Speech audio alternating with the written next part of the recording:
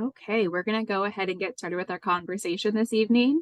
Welcome. My name is Mary Lesher. I'm the programs manager at Dumbarton House, and I am thrilled to be joined by Dr. Janet Lindman, Dr. Thomas Balcerski, and Dr. Cassandra Good for our conversation on the history of friendship. As many of you know, February is the time of Valentine's Day and Galentine's Day, coined by the infamous Parks and Rec. And we at Dumbarton House love to celebrate Galentine's Day because we are the headquarters of a women's organization, and we know all the good that can come out of women coming together through friendship and the great things that they can accomplish. And so we've celebrated this holiday for a number of years now with in-person programs, which we're not able to do this particular year. So we're having this virtual panel instead to learn more about friendship and how it came to be the way that it is today. And with that, I'm going to pass off the mic to our wonderful panelists here. They're going to introduce themselves and talk a little bit about their work before we jump into questions and then audience Q&A. So I will pass it off to Dr. Lindman. Thank you. Thanks, Mary. Hello, everyone. My name is Janet Moore Lindman, and I'm a professor and chair in the history department at Rowan University in Glassboro, New Jersey. My area of research is early American history, religious history, gender history, and the history of the body. My work on friendship in early America examines the experience of white Protestant men and women during the 18th and early 19th centuries. The religious community, Protestants cultivated a specific type of spiritual friendship to bolster their faith practice. I define spiritual friendship as an ongoing, emotional, intimate relationship with others who shared the same religious principles and utilized these friendships to reassure, assist, and strengthen one another on their journey toward eternal salvation. Christian friends were stewards of each other and responsible for advancing and securing each other's spiritual improvement. As one Protestant declared, when believers' hearts, quote, become one and indivisible, centered on one, quote, one's common cause, they were, quote, bound to seek the other's good. Spiritual friendship crossed boundaries that other forms of friendship did not. Spiritual friendship presented the opportunity not only for male-female friendships, but also for cross-regional and even transatlantic ones. Typically, spiritual friendship occurred between members of the same religious sect. The ecumenical friendships were not unusual in the 18th century, despite sectarian tensions. With the emergence of new religious groups, such as the Methodists, Baptists, and Presbyterians in the 18th century, spiritual community became an important means of forging close relationships and denominational unity based not on family relationships, but mutual feelings and shared beliefs, or what was called, quote, this union of the soul. The emphasis on emotionality allowed for cross-class and cross-gender relationships to flourish within the context of spiritual friendship. Spiritual friendship helped usher in a new experience of friendship, one steeped in faith, sentiment, and emotion, and aided by the practice of popular piety during the early modern period. Early Protestants, such as Lutherans and Puritans, relied on friendship to survive religious persecution. The Quakers, formerly known as the Religious Society of Friends, made the concept of friend instrumental to their self-definition by using the word to describe their spiritual community. By the 18th century, Protestantism had become a transatlantic movement based on a system of institutional networks, print culture, religious revivalism, and personal relationships, as Protestants of various strains solidified their organizational structures, ritual practices, and theological beliefs through friendship. The advent of evangelical religion in the 18th century, with the emergence of groups like the Baptists, demanded, quote, the new birth through an individual's conversion. As brothers and sisters in Christ, converts developed attachments to their co-religionists that surpassed those with blood relatives. New believers were compelled to avoid or reject those who did not walk the same path of righteousness, even if they were members of their family of origin. To safeguard their beliefs, true Christians had to end any association which, quote, interfered with allegiance to our divine Redeemer. Faith-based friendships drew believers together through emotive and substantive relationships. Spiritual friendship exhibited friendliness, spiritual friends exhibit friendliness by nurturing it in themselves and others, and by spreading the love of Christ.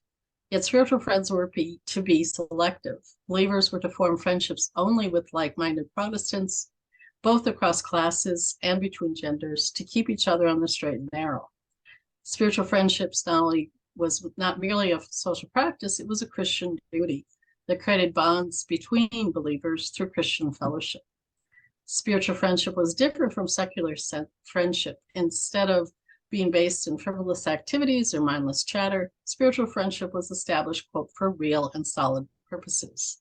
One 18th century source defines spiritual friendship as follows: to improve each other's minds, to form each other's manners, to encourage one another in the ways of truth and righteousness, to comfort one another under our several distresses, to advise one another in all intricacies, to share in the joys or to bear part in the griefs we mutually feel, to join with one another in religious exercises, and in a word, to keep up with us the communion of saints in the most intimate manner. Spiritual friendship was a significant part of a Christian's duty. Just as two believers were to regularly attend church or meeting, pray daily, and read the Bible and religious literature, they also had to develop Christian attributes of humility, charity, and love in their pursuit of piety and the union with other believers. They formed friendship with co-religionists to maintain these efforts. The practicing Protestant epitomized religious values and behaviors through his or her close ties with a group of friends. Spiritual friendship provided the means to cement denominational bonds among new members and to continue relationships among long-term members. Concentric circles of spiritual friendship existed among Protestant groups. While fellow congregants became friends with one another, and such friendships existed among clergy and laity, ministers, as well as some ecumenically minded laymen and women, formed spiritual friendships outside the denominations. Spiritual friendship was maintained through a myriad of means: church meetings, household gatherings, conversations, and letter writing. The depth of spiritual friendship generated by these wholesome pursuits resulted in sympathy as well as intimacy. Spiritual friendship contributed to the development of modern notions of friendship, which are based primarily on emotional closeness rather than notions of friendship based on geographic proximity, familial connection, or class status. Thank you.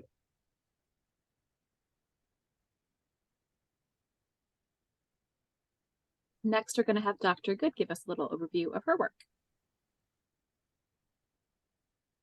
So my name is Cassandra Good. I'm an associate professor of history at Marymount University, and I previously have worked on the papers of James Monroe, and have also done a fair amount of public history work with museums and historic sites.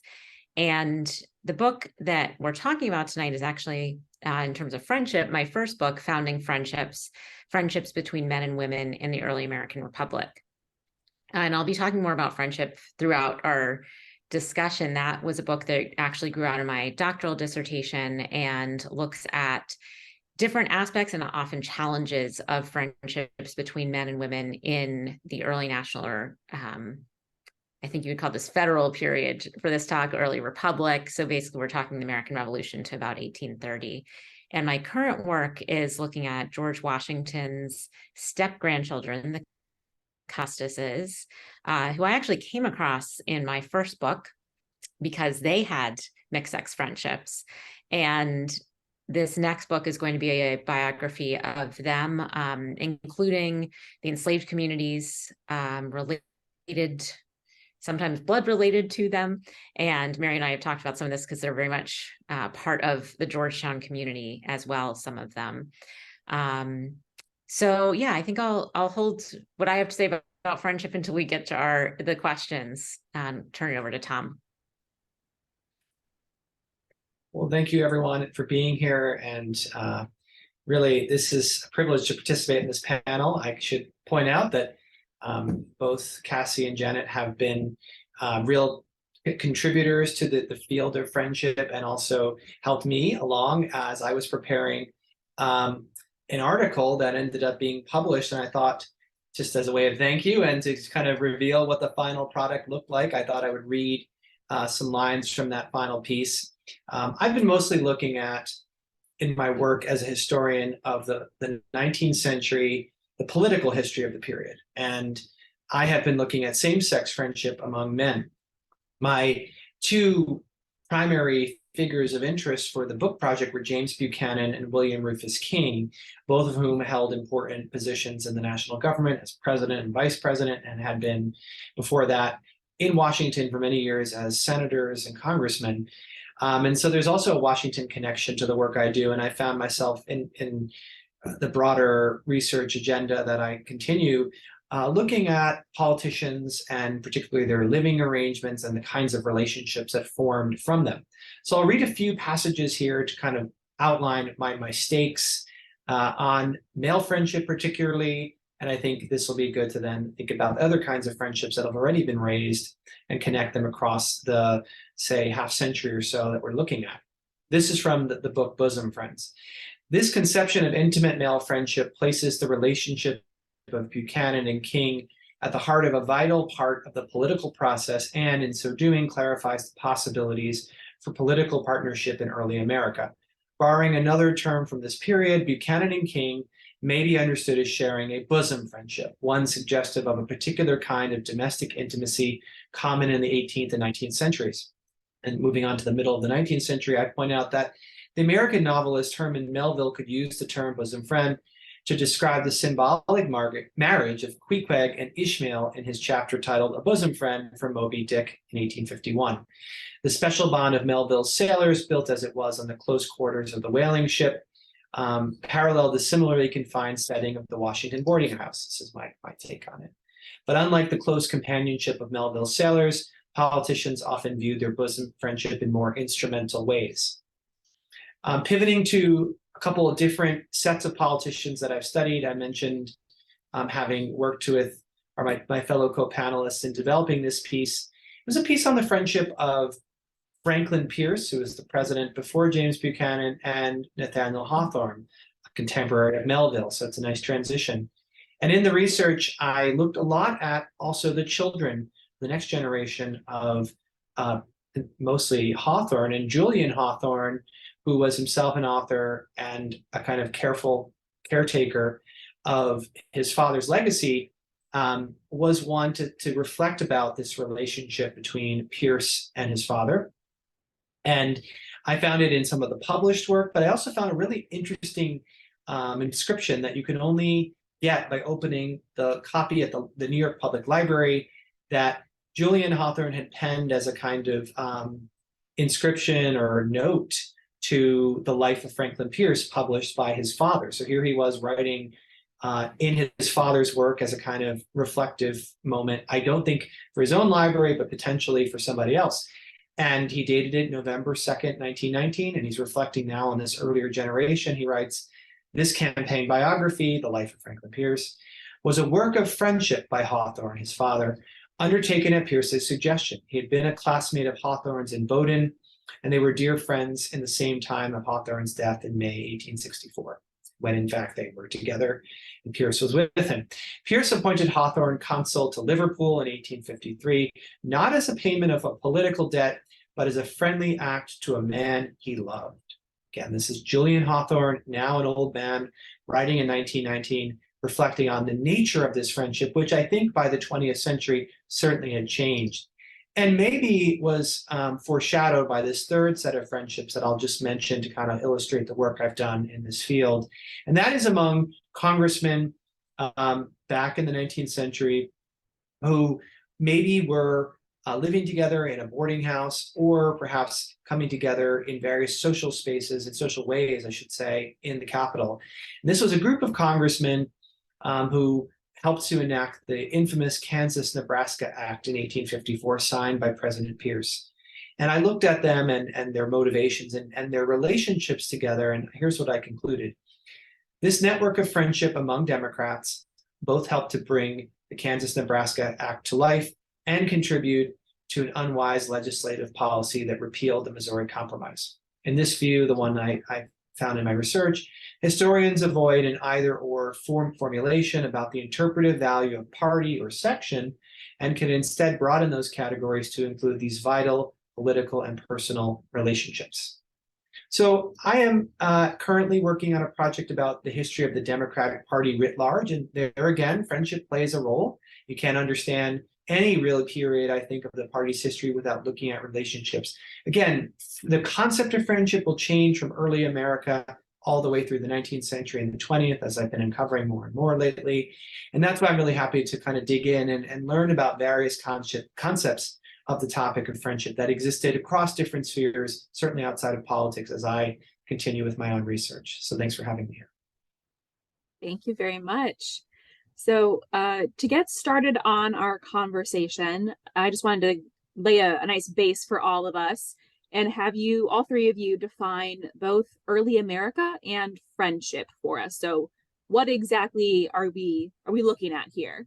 I'll start with you, Dr. Balcerski. Yeah, gosh, that's a that's a stumper. I mean, you've literally entered into a field with some landmines here and there. So just know that the definition of early America can be the more contentious of the two, actually. And so that one I'll maybe let my co-panelists help me with. It seems to me, if I call myself an early American historian, and I do sometimes, people expect me to be more in the colonial period. And then when you talk about the end of the 18th century, you're moving somewhere else. And by the 19th century, where I primarily focus, it's more questionable if that's still early America. So I do think scholars like to see early America more capaciously, and they'll take it up through the onset of the Civil War, and there are professional reasons to do it, and our organizations do that. And that's where I'll leave it. I think friendship might be more of an intellectual challenge that we can sort of in good faith talk about without getting too much involved in stakeholding. And I've attempted already to do it for you. I've looked at, in the realm of politics, how relationships work. I think it helps to add an adjective in front of the word friendship. My panelists, co-panelists have already done it, and they've given us ways to come to that definition.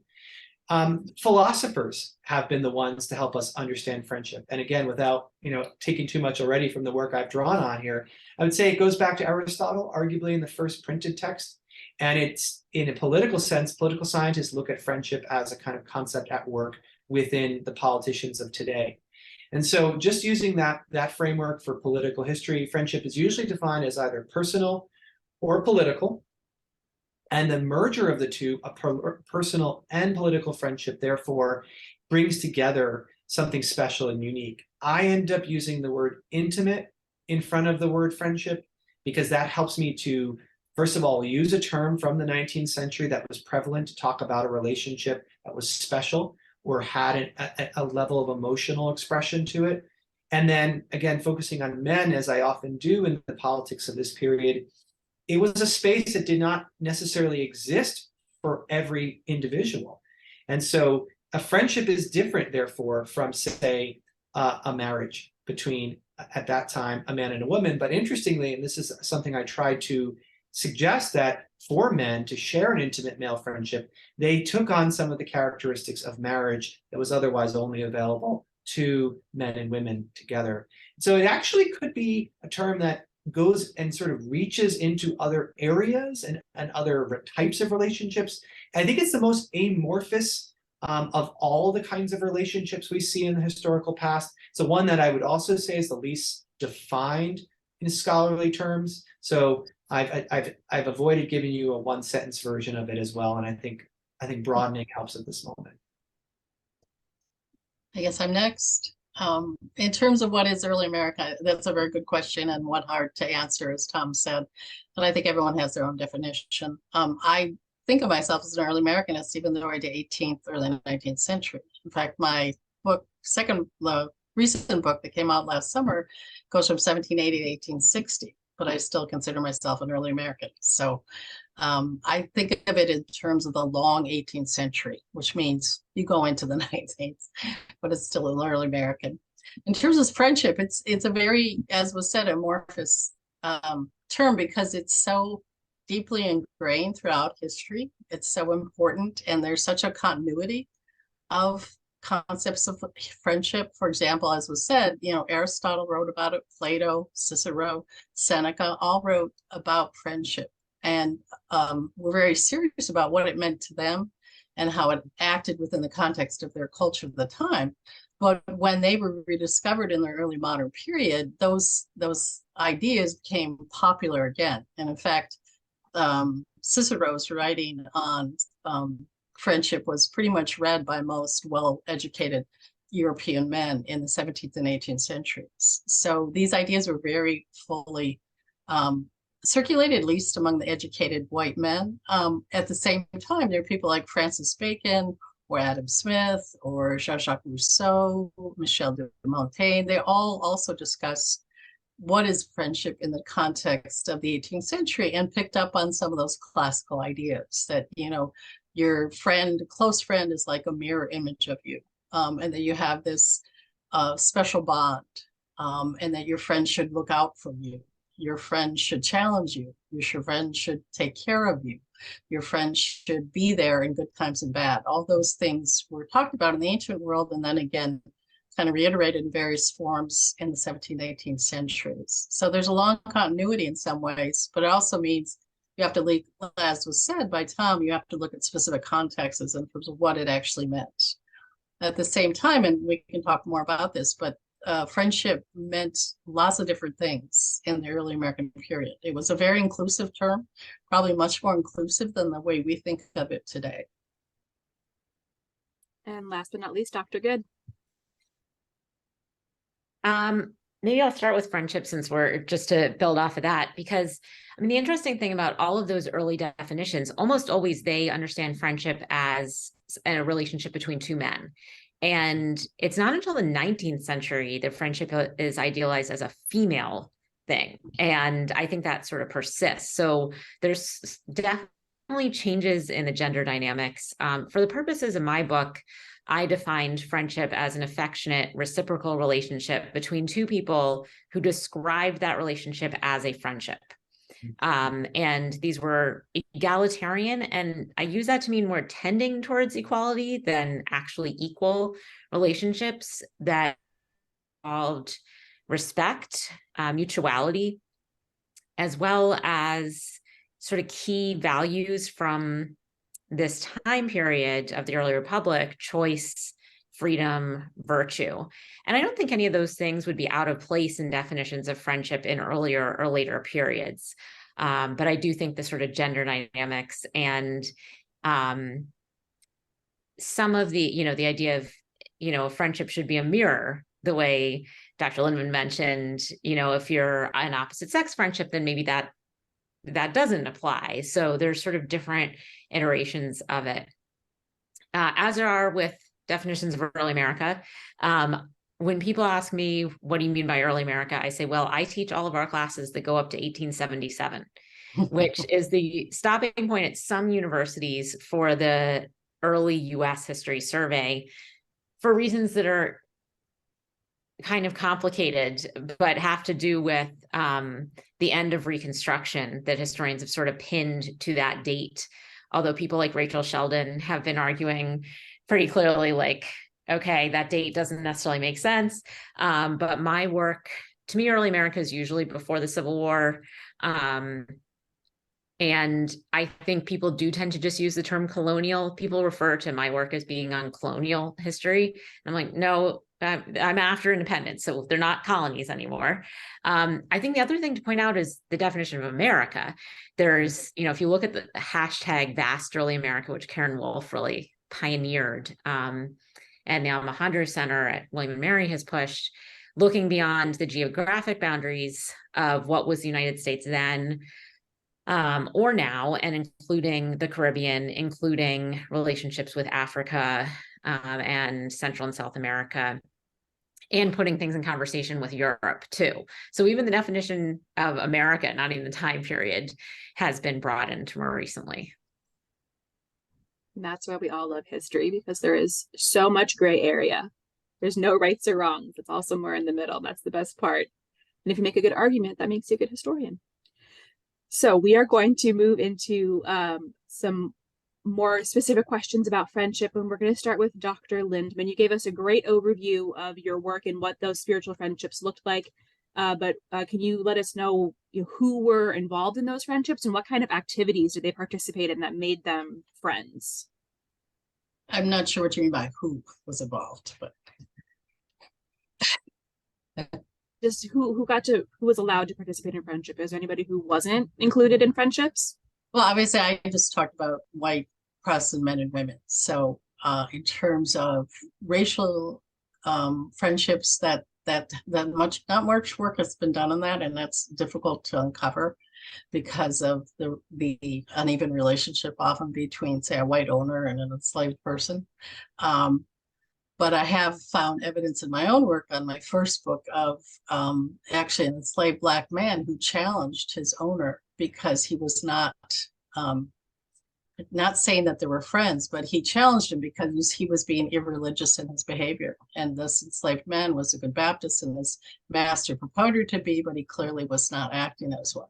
So that he was able to use his religion to challenge his master in a way he wouldn't be able to otherwise. So again, not saying that they were friends, but because they were in this religious community together, it gave them a certain amount of license, I think. So in that sense, it changed the dynamic a little bit, even if it was just, for an episodic period.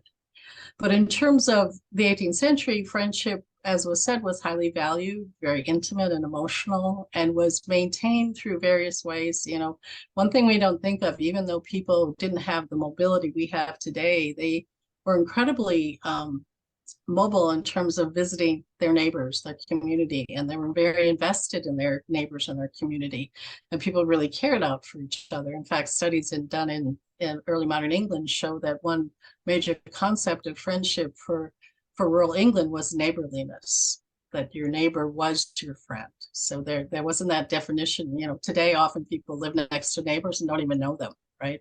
Or don't even consider them a friend, though they are a neighbor, live close to you, but it doesn't mean you're friendly to them. Another important way people maintained their friendships in the 18th century in particular was through epistolary friendships, because people often lived far from each other, travel was difficult, and letter writing was ubiquitous for most people, who, at least white people who were literate, who could exchange letters with each other, what they almost defined as a kind of a sentimental concept of friendship through letter writing, that through writing to your friend, you could almost imagine being with them, right? And you can write your feelings, and this communication, in a sense, would unite you through ink and pen, basically. So that was extremely important, letter writing. And people, and as my colleagues know, you read any letters in the 18th century, and people often write, "I haven't heard from you for 2 weeks. What happened?" Blah, blah, blah. People were very anxious to get letters from people. And the mail wasn't always reliable, but they often repeated themselves with their letters because they were so anxious to hear from their friend and know what's going on in their lives. But friendship also took material forms, in that people exchanged all kinds of albums, portraits, books, jewelry, diaries, locks of hair. And in the 19th century, they began to exchange early photographs with each other. So they used these material means to maintain their identity. And in fact, I have an example of 2 women who were very close friends, and one had a portrait of the other woman, and she kept it in her bedroom right by her desk when she wrote to her friend, and would talk about looking at her portrait while she wrote to her friend. So this sense of object and writing, kind of reinforcing that emotional relationship. That's so interesting. I mean, I do that today. I have pictures of my good friends who live a couple states away, and I see them and I'm like, oh, I got to check in and see how that meeting went for her at work. That's such a salient connection. I love that. That's so great. Now we're going to move to Dr. Good, and a lot of current historical depictions of the founding of our nation in early America. Our founding fathers and mothers are portrayed as either BFFs or frenemies. And I'm specifically referring to Hamilton in this. And so is this a realistic portrayal of the role friendship played in our nation's infancy? Is that actually a realistic way to think about how friendship impacted the founding of our nation? I mean, if you think about Hamilton, I don't think the musical overstates the level of animosity that people felt for each other in early national politics. I mean, we look at what's going on now and we think, could it possibly ever have been more divided? And you look at how ugly these people were. I mean, they're getting in duels and killing each other. As Joanne Freeman's work on this is great. But yeah, there's definitely an in-between between being close friends and being enemies. There's, as in our lives today, different degrees of friendship and closeness. But I think we do have to keep in mind that politics at this point, we talk about this first party system when we have the Federalists and the Democratic Republicans, but they're really more like factions. And I think, as Tom was gesturing to, that so much of politics in the 19th century, the coalition building happens through friendships and personal relationships. And so you can't really separate your political identity from that. If somebody insulted a policy you supported, you saw that as a personal insult. So there also wasn't that ability that I think we actually do still sometimes have in this country to separate those things. And then when it comes to portrayals of male-female friendships, which are pretty unusual when we look at portrayals of friendship in this period. I mean, the one that I think of that people have asked me about is the HBO John Adams series, where they show Abigail Adams and Thomas Jefferson, and they sort of act like there's something going on between them that's romantic. And that's not what shows up in the historical record. People can be playful and even flirtatious with each other without it meaning that they were having an affair. And actually, all of the big founding figures, all of these founding presidents, they all had female friends. This was common at the time. So there's nothing, I mean, Abigail Adams and Thomas Jefferson were particularly close, but usually John Adams is hanging out with them too, and he's part of their correspondence. So I think, I was seeing a question pop up in the chat, and I do think I will get to soon this question on the physical aspect. If you want to jump into that now, feel free. The question is, was there any physical or sexual intimate things that made friendships happen? Yeah, so one thing that I say in the introduction to my book is my definition of friendship does not exclude physical intimacy. And it doesn't exclude attraction. And I think when we assume that men and women can't be friends, it's because we assume, like when Harry met Sally, not to anticipate your question on that, but that, that attraction is going to get in the way. And I think the fact is that there were people and are people today that have friendships that include those physical elements, but they see the relationship and frame it as a friendship. And I think that that's valid. We can't say, they didn't have a term for friends with benefits, but that essentially is what's going on. The other thing is there's an assumption that only men and women are going to be attracted to one another, which is also not legitimate, because we know that there was physical intimacy between same-sex friends that was fairly socially acceptable at this point, as long as you went ahead and got married. There is no identity at this point of being gay. So that's getting into a whole other field of history of sexuality, but basically physical intimacy is common to a certain degree between young men and women who are friends, who are sharing beds with one another and writing each other pretty intimate letters. Men and women have to be a lot more careful than that, though. Okay, we're going to go to Dr. Balcerski next and look at the role that friendship plays in politics after the nation was created, just after the period that Dr. Good was speaking about. Okay, yeah, and actually the question's a good one, but could even be expanded a little bit more to talk about the actual creation of the nation and beyond, because I would make the case that some of the important friendships among the framers of the Constitution and of the first federal office holders, particularly Washington and his cabinet, had developed those friendships as through wartime experiences within context of military officers and friendships there. And so Alexander Hamilton has already been invoked.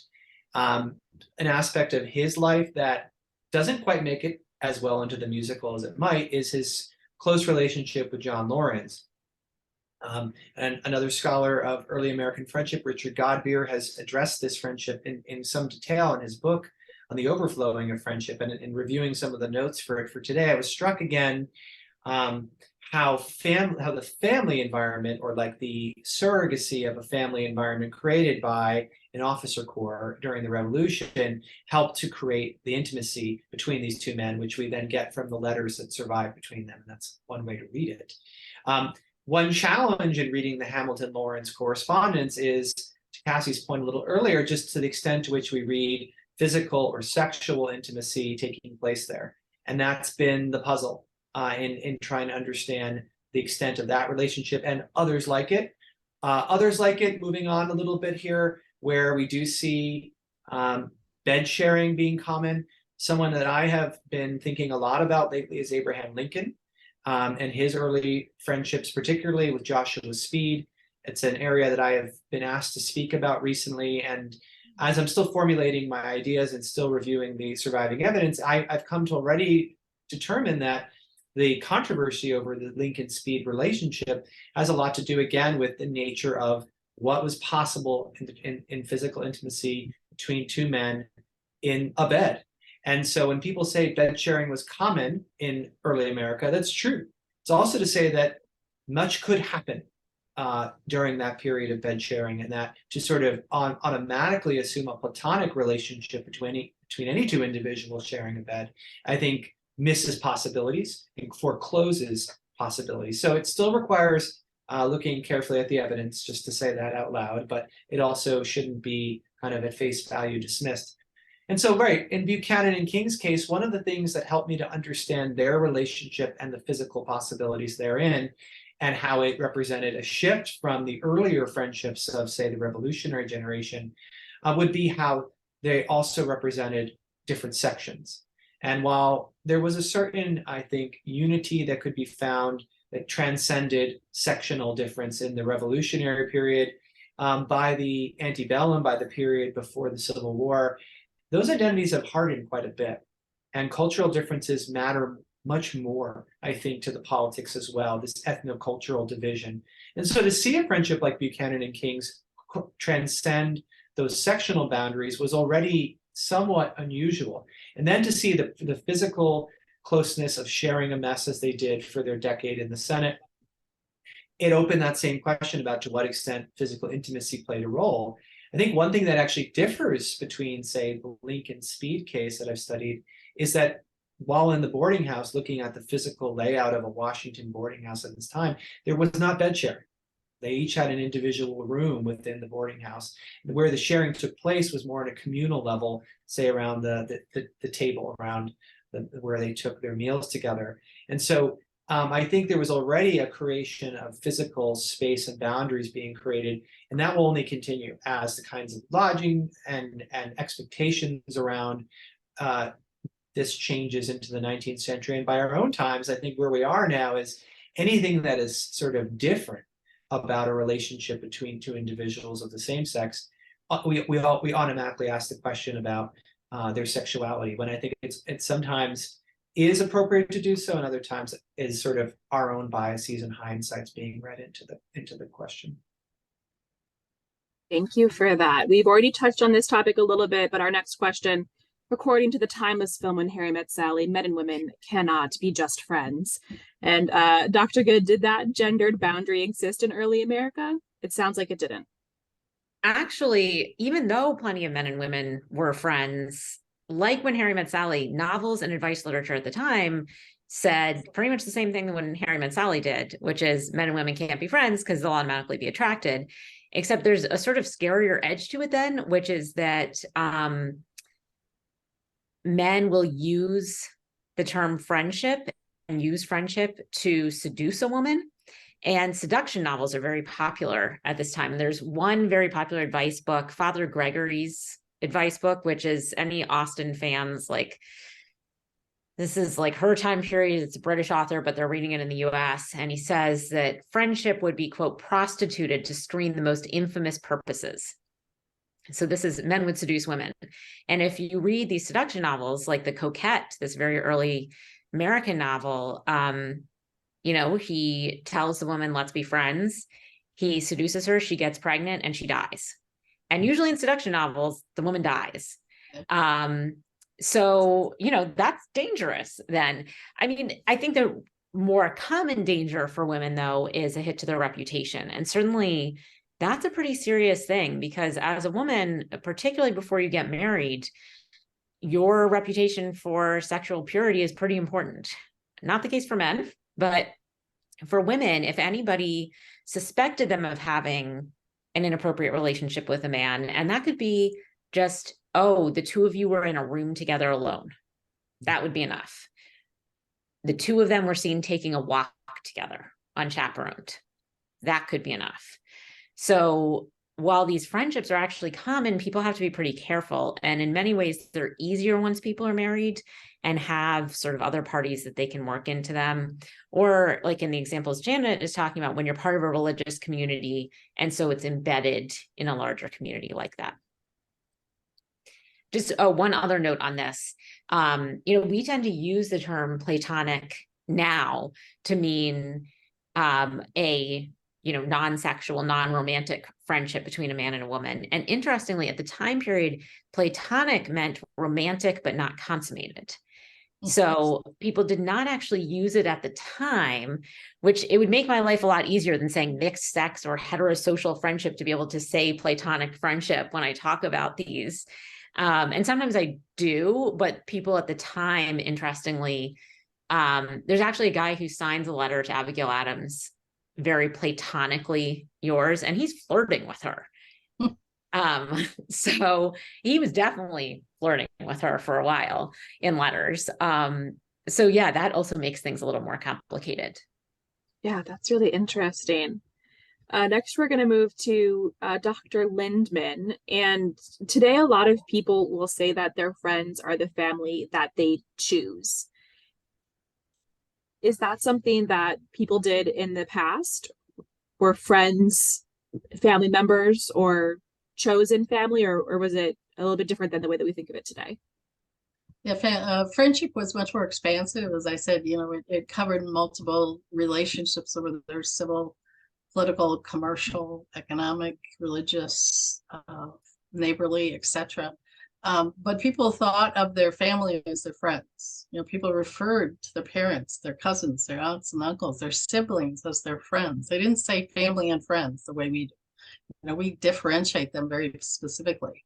So people were friends with their siblings when they were children. They were friends with them when they were adults. They were naturally part of this group, and they didn't make that differentiation in the way we do. So this idea today where some people would never think of some of their family members as friends to them, that's very clear in some people's lives. In that time period, that wasn't at all the case. So they, in some ways, had a much more expansive understanding of friendship or inclusive understanding of friendship than we do, because we tend to differentiate those two much more. That's really interesting. I definitely have family that I consider friends and vice versa. So it's good to know that we've been thinking about those boundaries for a long time. On the topic of friends and family, how were friendships valued historically compared to the economic and romantic bindings of marriage? And I'm going to have Dr. Good take a crack at this one. Yeah, that's an interesting question because, I mentioned the fact that same-sex friendships are, especially between men, are the friendships that are considered important until pretty much the 19th century. Is when we see that changing in like Western Europe and America. And in fact, in many cases, like you look at ancient Greece and Rome, the key emotional and even physical relationship for a man was with a male partner, not with the spouse. The marriage was an economic arrangement to produce children. And there was nothing romantic about it. What changes really, we talk about companionate marriage. This idea that you should marry somebody who is a companion, a friend, and that marriage should, in fact, provide emotional fulfillment.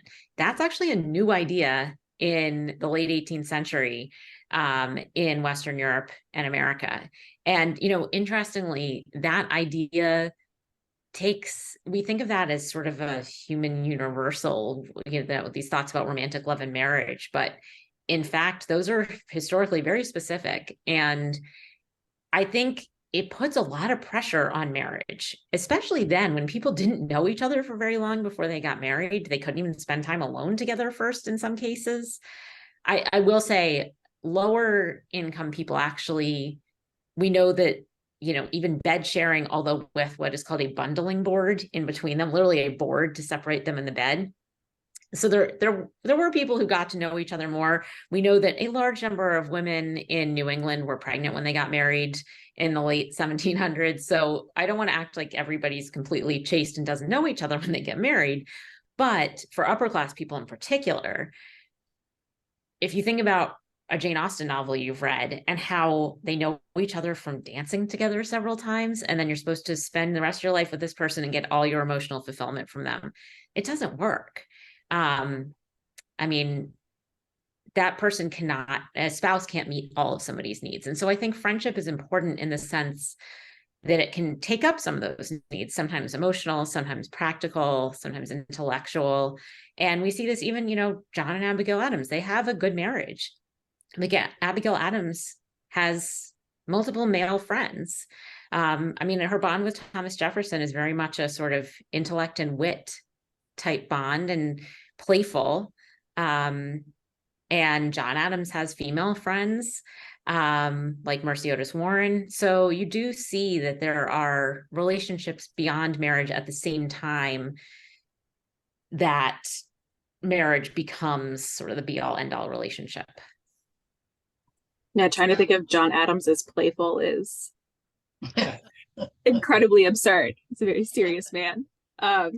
We have touched on this next topic a little bit already, but conceptions of same-gender friendships have changed over time quite a bit, and the things that we participate in same-gender friendships, the types of physical or non-physical things that involve a friendship.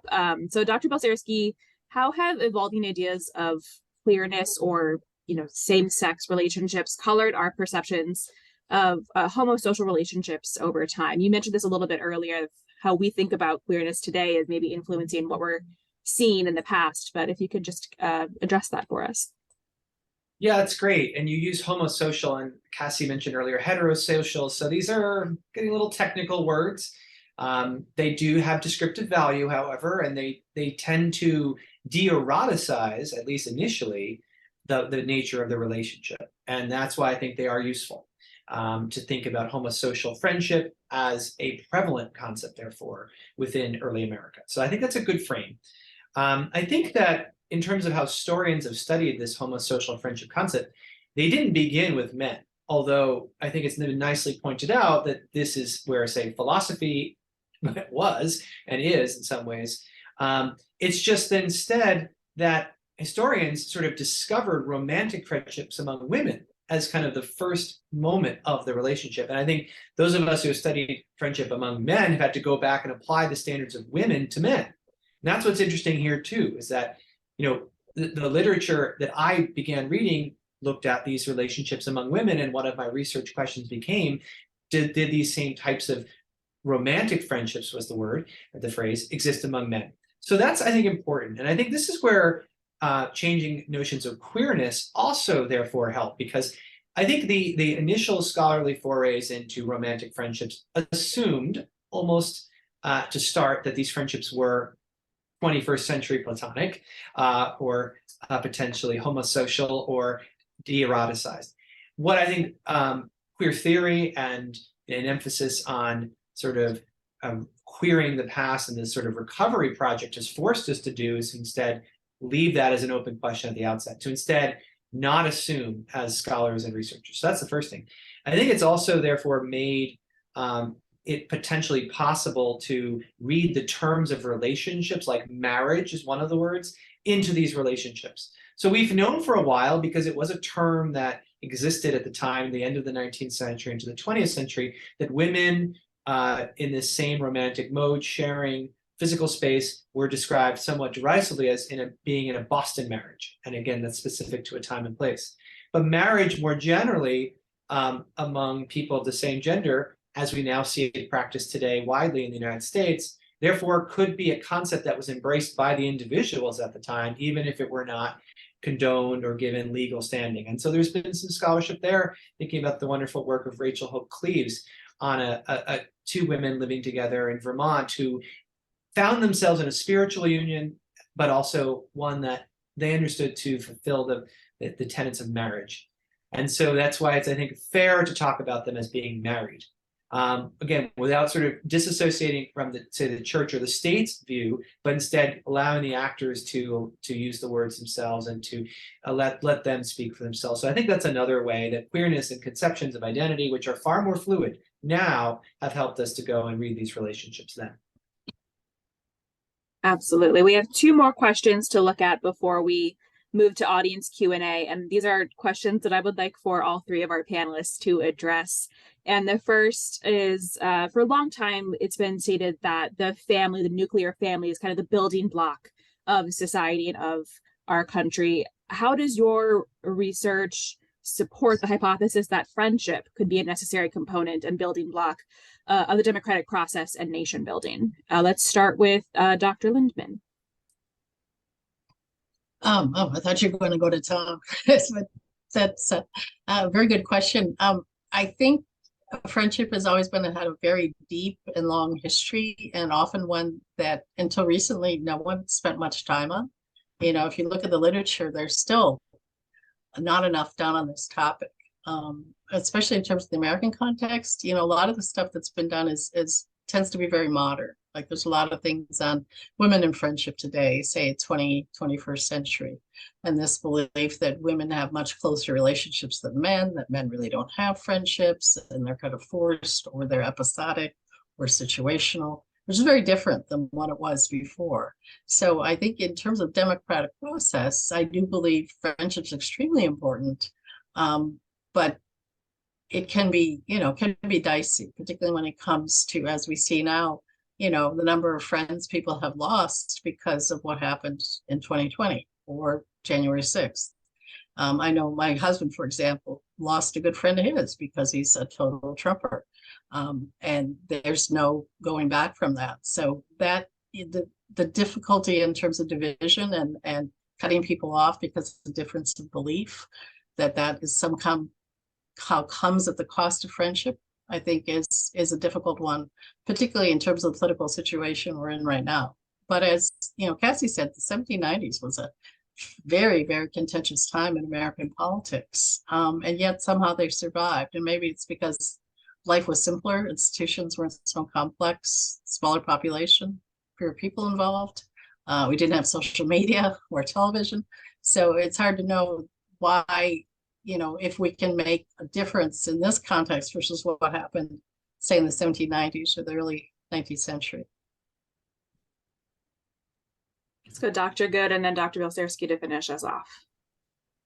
Yeah, and it's interesting that you started this with talking about the nuclear family, because my work right now is focused on the family, and I just published an article on how family was defined in George Washington's life. And we even mentioned, his family of officers that lived with him in the Revolution. I think any of these relationship categories, when we really start interrogating them and realize the degree to which we're imposing our modern definition, and often even our modern narrow definitions that wouldn't even fit all of us now, we end up imposing that on the past. In terms of politics, though, and friendships, I actually argued in my book that male-female friendships were the best models of the value of the Republic of any relationship, especially any relationship between a man and a woman, because a marriage or even a sibling relationship, the man had legal power over the woman. Whereas in a friendship, that's not the case. And if you think about some of the characteristics I talked about, freedom, people are free to choose, and then choice, free to choose who to be friends with, free to leave the relationship if they wanted to. And that did happen in male-female friendships, including over politics. You want to see some ugly political fighting between friends? John Adams, after Mercy Otis Warren publishes her book on the history of the Revolution, writes her like a dozen nasty, nasty letters. It's hard to like John Adams after reading those letters. They do patch it up eventually. But, and then virtue, the idea that they're making themselves better people. Egalitarianism, again, an American value, and this is the most equal possible relationship between a man and a woman at this time, as a friendship. So to that extent, I do think that they are part of building the political fabric of the early republic. Yeah, that's all fantastic. And I think maybe just extending it through the 19th century and the 20th, where more of my research has gone, is I think as friendship loses its power to connect people on that level of intimacy, and as people sort of can lead more separate lives and are less reliant on the proximity or the propinquity, which has often been identified as a force by young people, say, going to college, who are living down the hall from one another, become friends. When those factors are sort of removed from the democratic process, and then we think about our own times where we can live in our silos or our echo chambers, then it seems pretty clear that we will suffer the same kinds of consequences that took place then, which is to say division, disunion. I think it's the rhetoric has intensified in our own times because of the inability to form friendship across the kinds of political divides that we've made for ourselves. And I do think that in the early American Republic, while divisions existed, while there was that rhetorical war of words, to know that these congressmen could still socialize together and could still share a meal together, it just seems to me that that model forced there to be a separation almost between work and play. And I worry, I don't believe it happens to the same extent now. And I think that's part of why our polarization seems more fraught today. That's really interesting. We've all been talking a little bit about then and now, and our last question also is on that topic. What aspects of friendship are timeless? Are there any things that you've seen in your research, aspects of friendship that are still happening today in the friendships that we have? And we'll start with Dr. Lindman.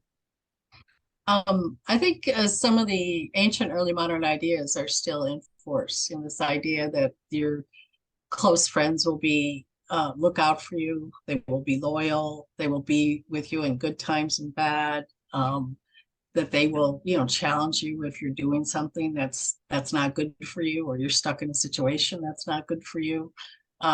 So I think that's still part of it, in terms of that people, really good friends are not just fair weather friends, as they say, right? They're always there for you in whatever situation it is. And I think that's still true today as it was in this earlier period.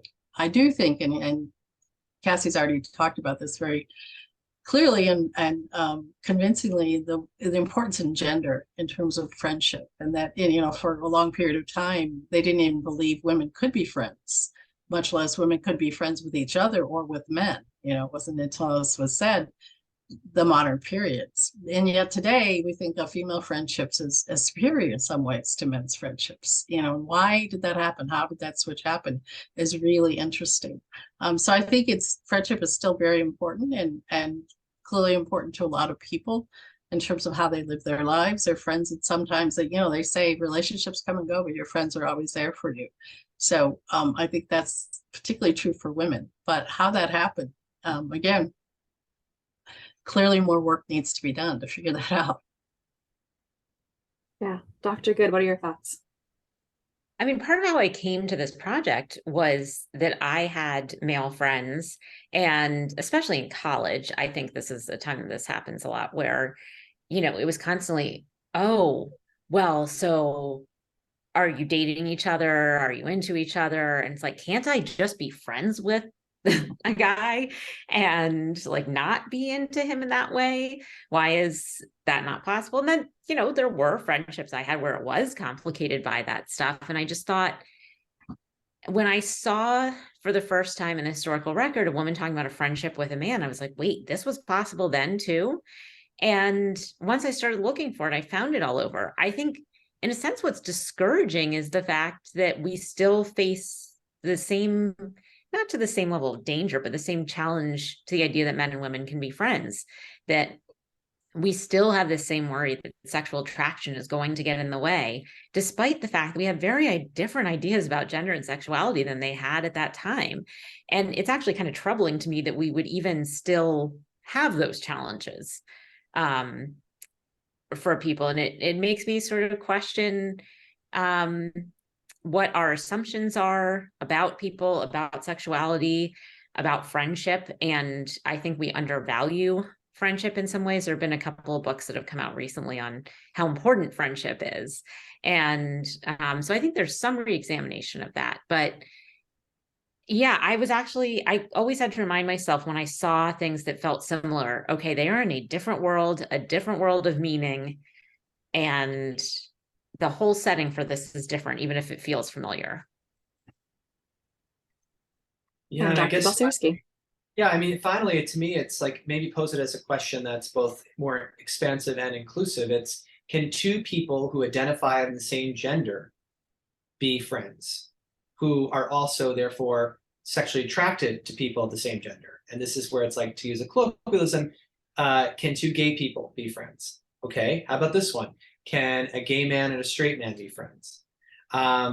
And this is more my own lived experience trying to speak to it here. And I think this is actually still a challenge. There's this level of maybe immediate discomfort that for some straight men, they bring to a relationship, a friendship with a gay man. And, it happens in spaces that are closer quarters. I mean, it's like, how do you act and comport your friendship in a way that identifies that gender and sexuality, therefore, aren't the only ways people relate to each other? And so, in a way, it's sort of a modern version of the opposite sex attraction we've been talking about. But it's, I think, maybe the frontier where more and more happening, because for this newer generation, as a proliferation of gender identity comes into conflict with sexual identity and thus friendship identities, I think you've opened a totally different conversation, and one that maybe is something that in the past we can learn from, if only we could discover more evidence for it. Absolutely. Well, I know you guys are all continuing to do your research and find out more about this. And clearly friendship is an area that's been understudied. So hopefully more work comes out on it. We can all continue to learn more from the past. Does anybody from the audience have any questions for our panelists before we wrap up this evening? We covered a lot of material, so I completely understand if there's anything that folks are curious about or would like to hear more about. We had a great comment from Catherine talking about the letters of Rosalie Steer Calvert, writing about how disappointed she is in some of her female friends and how happy she is when a neighbor becomes a friend. And I think that's a really lovely sentiment that Dr. Lindman addressed. I know that I moved to the DC area about 5 years ago, and I didn't know a soul in this city. And getting to know the people who lived around me was really a lifeline when I first moved here. And I think being a part of your community in a friendly way is such an asset. That's definitely something from the past that I'm going to continue with me, because I think it's undervalued. Well, and Rosalie also was good friends with the, I guess, sort of assistant to the British ambassador, Augustus Foster, and later British ambassador.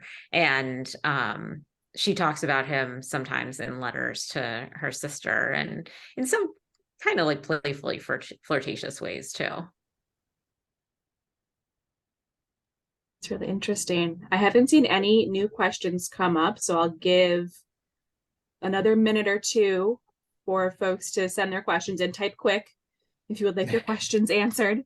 Do any of you guys have any final words or things to plug? I will be sending out a recording of this conversation, as well as links to all of our panelists' works that they've referenced. So if you want to read up more on this topic or purchase their books, you can definitely do so.